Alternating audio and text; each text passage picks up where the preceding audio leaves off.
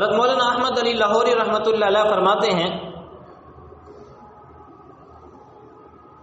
میں انڈیا کے اندر دارالعلوم کے اندر پڑھا کرتا تھا.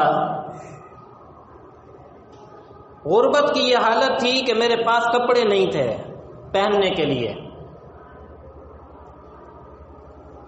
فرماتے ہیں کہ میں ایک ہی جوڑا تھا، ہفتے میں ایک دن اس کو دھو لیتا تھا اور جب خشک ہو جاتا تھا تو اسی کو پھر پہنتا تھا، اور بعض اوقات گیلے کپڑے بھی پہننے پڑتے تھے.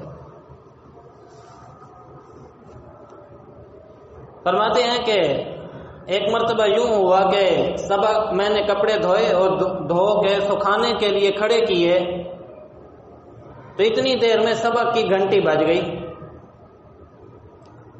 تو مجھے سبق کے لیے کلاس میں جانا پڑا اور انہی کپڑوں گیلے کپڑوں کے ساتھ میں چلا گیا. جب میں وہاں پر پہنچا تو میں نے دیکھا کہ ایک سیٹھ صاحب، بہت بڑے سیٹھ صاحب حضرت شیخ الہند حضرت محمود الحسن رحمۃ اللہ علیہ کے پاس بیٹھے ہوئے تھے اور کہہ رہے تھے کہ حضرت میں نے اپنی بیٹی کا نکاح کرنا ہے اور میں یہ چاہتا ہوں کہ اپنی بیٹی کا نکاح ان طلباء میں سے کسی کے ساتھ کر دو. آج تو سیٹھ ہی ڈھونڈتے ہیں نا جی.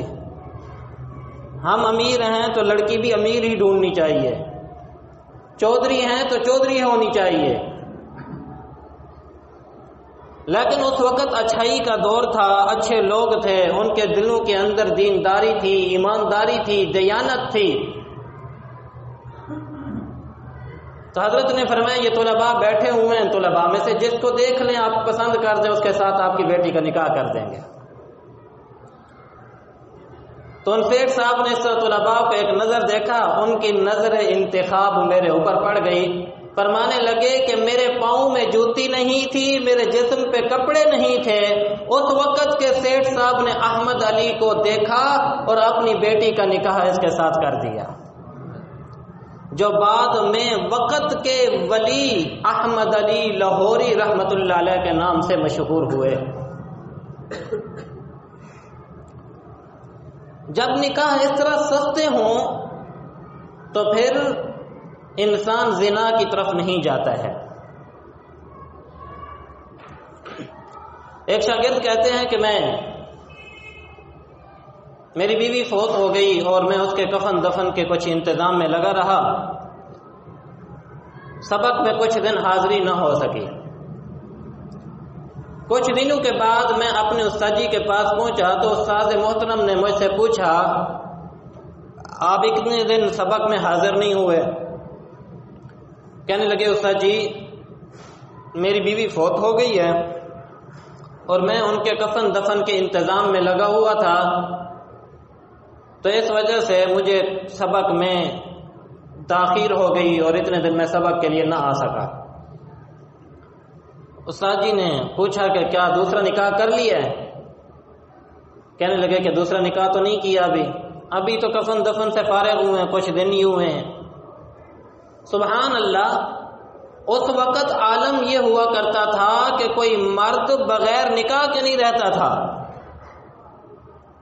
اور آج ہمارے گھروں کے اندر ہماری بیٹیاں بیوہ ہو کر یا مطلقہ ہو کر پوری زندگی گزار دیتی ہیں اور ہم ان کا نکاح کرنے کو تیار نہیں ہوتے.